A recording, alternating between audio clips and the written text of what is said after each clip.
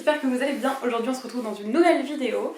Quelques livres à vous présenter. En fait à la base j'avais fait un unboxing que j'avais filmé, mais bon j'en étais pas hyper satisfaite, ça m'embêtait de faire une vidéo juste pour ça. Du coup je voulais pas vous la publier comme ça parce que franchement j'avais pas envie de le faire, ça me dépitait un peu. Et comme j'avais racheté quelques livres, je me suis dit pourquoi pas faire un book haul et vous l'intégrer à la fin du book haul.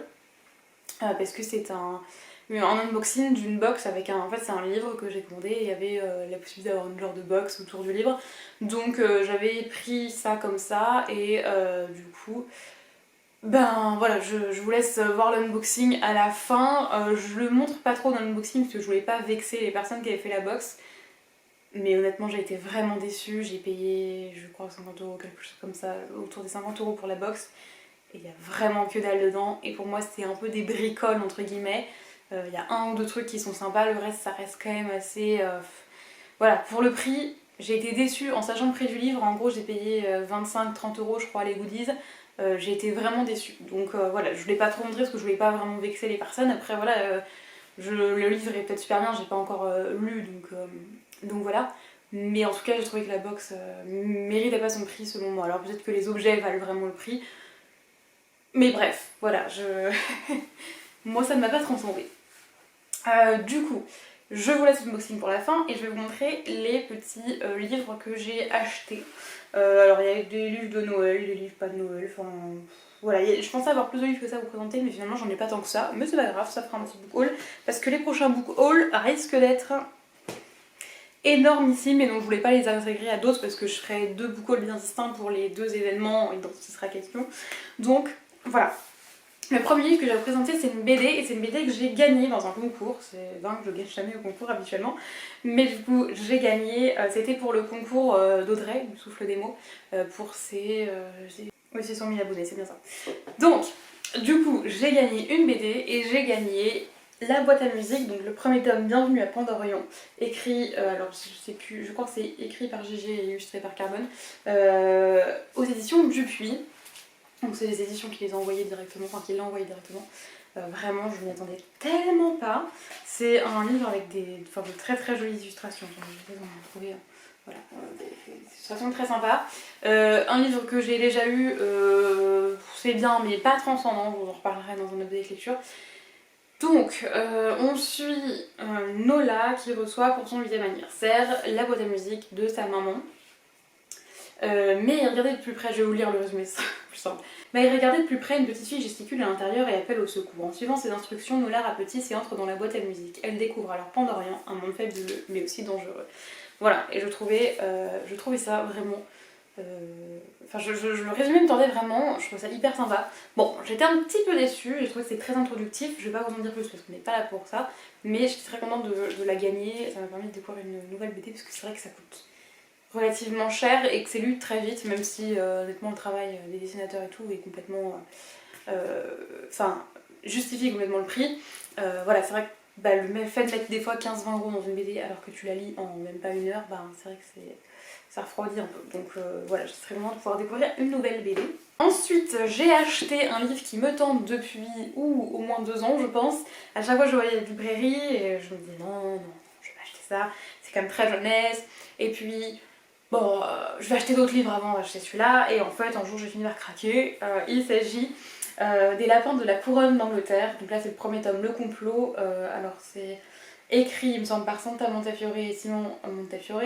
Et illustré par Kate Hindley. Si je dis pas de bêtises, ça doit être ça. C'est un petit livre qui est tout illustré, qui est trop mignon. Vraiment, je trouve une illustration qui est pas trop loin. Voilà. Du coup, on suit comment il s'appelle, Timmy Poil Fauve, qui est un petit lapin maigrichon, voilà, de qui on se moque tout le temps, etc. Et il va se retrouver à devoir se rendre à Londres pour pouvoir retrouver les lapins de la couronne d'Angleterre qui sont les seuls à pouvoir déjouer un complot qui vise la reine. Alors je ne sais pas si c'est la reine telle qu'on la connaît, la reine enfin la reine qu'on connaissait, je suis perdue dans mes mots, mais telle qu'Elisabeth II en tant que humaine, quoi. Ou si c'est un lapin aussi, je ne sais pas. Mais en tout cas, je trouve ça tellement mignon. Rien que la couverture, c'est un petit hardback. Je trouve ça tout mignon. Et le résumé, enfin, moi j'adore l'Angleterre, j'adore la royauté. Avec des lapins, je trouve ça trop chou. Donc, j'ai craqué. Ensuite, j'ai acheté 2 livres de Noël. Le premier, en fait, j'ai craqué dessus. Quand je l'ai vu, la couverture m'a juste appelée, et quand j'ai eu la première phrase du résumé, et ensuite le résumé, j'ai dit il est pour moi. Il s'agit du Miraculeux Noël de George Bishop, donc c'est écrit par Catherine Doyle et publié chez Bayard Jeunesse. Je vous laisse admirer la couverture, elle est pleine de dorure. Elle est magnifique, donc c'est un petit hardback encore une fois. C'est un livre, en fait, derrière la première phrase, c'est une réécriture magnifique d'un chant de Noël de Charles Dickens. Pour vous expliquer un petit peu mon histoire d'amour avec ce conte, quand j'étais en première, je faisais de l'anglais renforcé et on faisait une pantomime qu'on a fait nous sur A Christmas Carol, donc un chant de Noël. Et donc c'était un petit peu revisité, on chantait, enfin c'est vraiment... C'est des meilleurs souvenirs, je crois, du collège, enfin du lycée plutôt, ça fait partie des meilleurs souvenirs du lycée, c'était vraiment trop génial, on jouait ça devant... En fait, les classes venaient par 2 ou 3 et on jouait ça devant tout le lycée, c'était vraiment trop bien. Et donc je l'ai en anglais, je ne l'ai toujours pas lu. J'ai regardé le film, alors c'est avec Jim Carrey dedans, mais j'ai regardé 1 million de fois, mais voilà. Enfin c'est un dessin animé, c'est pas un film. J'ai même regardé le Noël de Mickey qui reprend un peu cette histoire-là aussi, mais j'ai jamais lu vraiment encore. J'ai commencé à le lire plusieurs fois, mais j'ai jamais été jusqu'au bout, donc il serait bien que cette année ce soit le cas.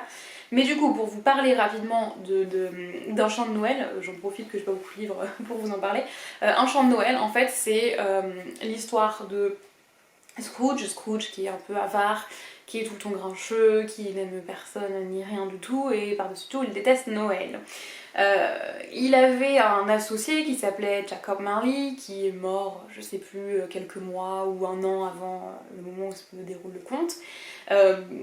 Et une nuit, donc la nuit de la veille de Noël, il va recevoir la visite de Jacob Marley, donc, qui est un fantôme, et qui vient lui dire qu'il recevra dans la nuit la visite de 3 fantômes, le fantôme du Noël passé, le fantôme du Noël présent et le fantôme du Noël à venir.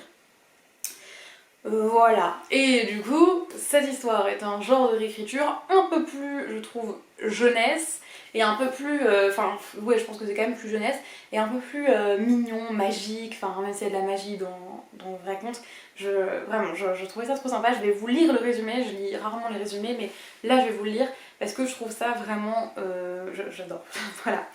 Depuis le décès de sa mère, la vie de George n'est pas très joyeuse. Son père, qui s'est plongé dans le travail, n'a jamais de temps à lui accorder, et encore moins à Noël. Mais lorsque George découvre une mystérieuse boule à neige dans un magasin étrange, sa vie bascule. Le soir même, une drôle de lutine et un renne violet débarquent chez lui pour les entraîner son père, sa ami et lui dans une folle aventure. Les voilà propulsés dans les Noëls passés, présents et futurs. Et ça a l'air dinguissime. Voilà, et ça on reprend un petit peu la base voilà, la visite des 3 fantômes qu'on a dans la vraie histoire. Et dans cette réécriture, ouais, ça reprend un peu ces bases-là. Je trouve ça trop mignon. Il y a un renne violet, un lutin. Enfin, je trouve ça trop mignon.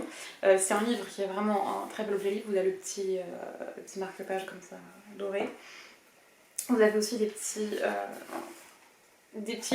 illustrations au début des chapitres. Et vraiment, il me tarde de le découvrir parce que c'est l'air d'être une merveille et j'en ai jamais entendu parler, donc vraiment, voilà. J'ai acheté un autre livre qui est un petit particulier, j'en ai entendu parler sur une chaîne YouTube, mais alors je ne sais plus laquelle, et je l'avais pas forcément vu encore dans l'espace culturel. Moi je vais à l'espace culturel souvent, où je vais, donc je me suis dit, bon bah tant pis, je ne vais pas, forcément les prendre, hein, c'est pas grave, enfin voilà. Et je suis tombée le jour sur un livre, je me dis waouh, il est trop beau, et quand je l'ouvre, en fait, je me rends compte que c'est ce livre-là.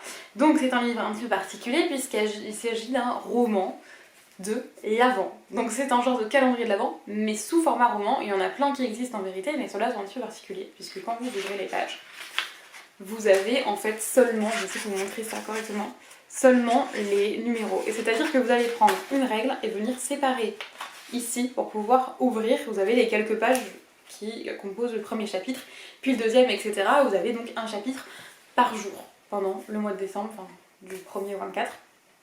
Et je trouve ça tellement mignon, mais vraiment tellement mignon.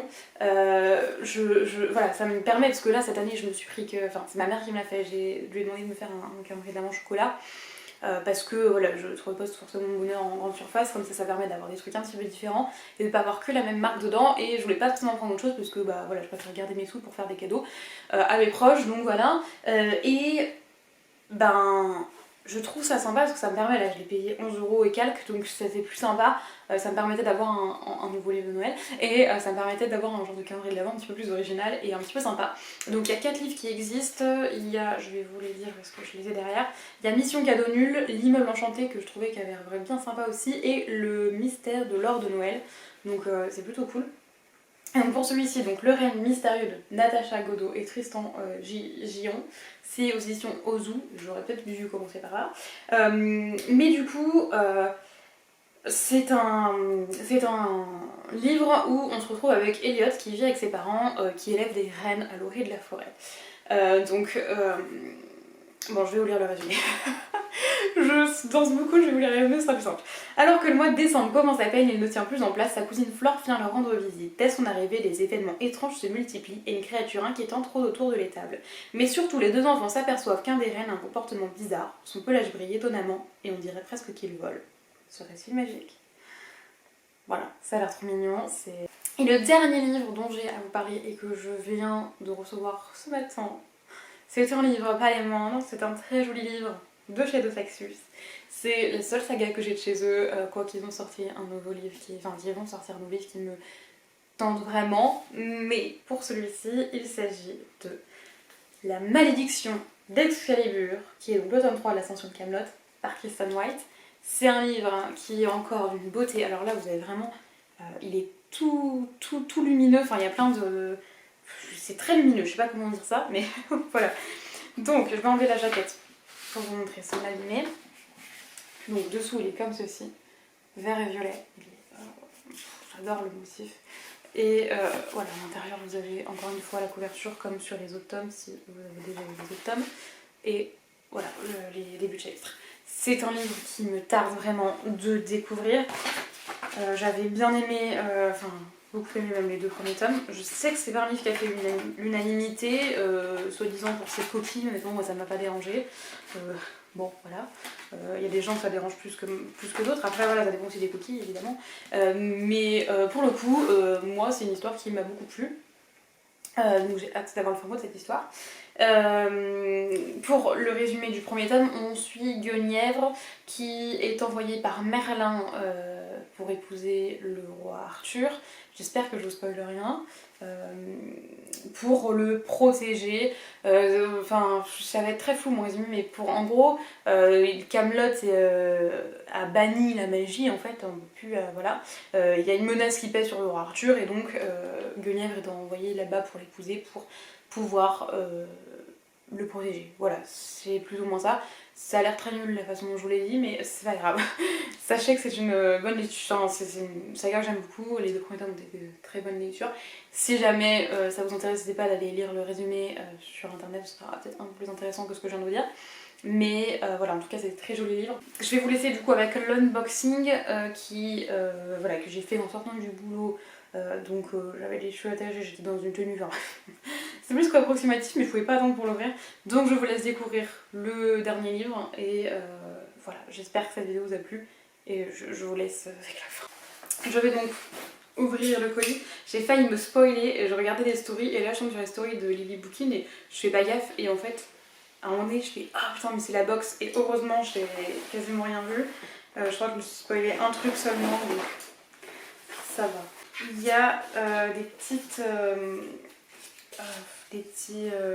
genres de cartes, etc. Donc il y a des cartes avec les livres en fait des autrices, donc Alyssa Germain. Là c'est Amélie C. Astier. Voilà. Et F.V. Estier. J'espère que je dis bien les noms. Voilà. J'ai vu qu'il y avait une petite histoire de Noël. Donc du coup voici le petit marque-page qui va avec le livre.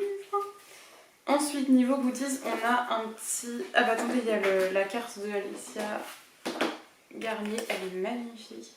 On a un petit bloc-notes avec les noms des autrices en bas. Il est mignon comme tout, avec les petits trucs de Noël. Oui, pour faire vos cahiers de Noël et tout. Un petit bloc-notes. Vous avez une petite carte avec les différentes histoires, où est-ce qu'elles se passent. Chat, tu m'embêtes chat, sache-le. Il y a un petit pins joli des romances de Noël, c'est mignon. Vas-y, par contre, le château Harry Potter, c'est pas fait pour toi. Voilà, il est vraiment sympa, il est mignon. Il y a un truc, je sais pas ce que c'est, un aimant. Ah non, c'est un marque-page mais aimanté. Je pense qu'il a été fait par elle parce que il a l'air d'être fait main. Et zip zip. Regardez-moi ce chat à bêtise. Hein, cette bouille à bêtise. Oui, tu es mort, t'es pas content. T'arrêtes un peu de faire le souk. Bon, j'ai un petit chapeau de Père Noël. Sachez que je n'en avais absolument pas. Donc, c'est une bonne nouvelle. Je vais peut-être pas finir avec ça sur ma tête, surtout que je vais être encore plus décoiffée que je ne le suis. Mais voilà. Il y a... je sais pas ce que c'est une bougie de ma lèvre. Une petite bougie. Ah, elles sont grave bonnes. Ça sent les biscuits de Noël. Alors, elle est bleue, donc vraiment, mais... Ah, ça sent les biscuits de Noël. Donc vous avez le petit... petite couverture du recueil. Et vous avez un petit tote bag. Je lis des romances de Noël. Voilà. Bon, ça, j'en ai des tonnes et ça sert toujours. Rien que pour aller au salon du livre de Montreuil, par exemple, je vais en emmener 150 000. Donc c'est bien pratique. Et nous avons le recueil qui est là-dedans.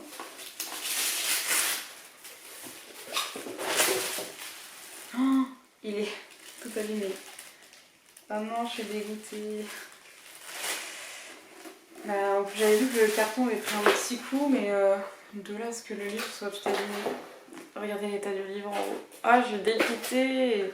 Bon bah tant pis. Je vais le garder puisqu'il y a les dédicaces des autrices. Si, donc la couverture, sinon il est très joli, sinon, mais c'est vrai que là... Mais du coup voilà, je suis contente d'avoir ce livre en dédicacé et en hardback, c'est vrai que c'est joli. Donc bon, il est abîmé, je vais pas mort, mais... C'est vrai que ça me déçoit quand même qu'il soit abîmé, et c'est trop triste. Pour vous expliquer du coup, c'est donc des romances de Noël, il y en a 4. Et donc il y en a une qui se déroule au Canada, une en Écosse, une aux États-Unis et une en Suisse. Voilà.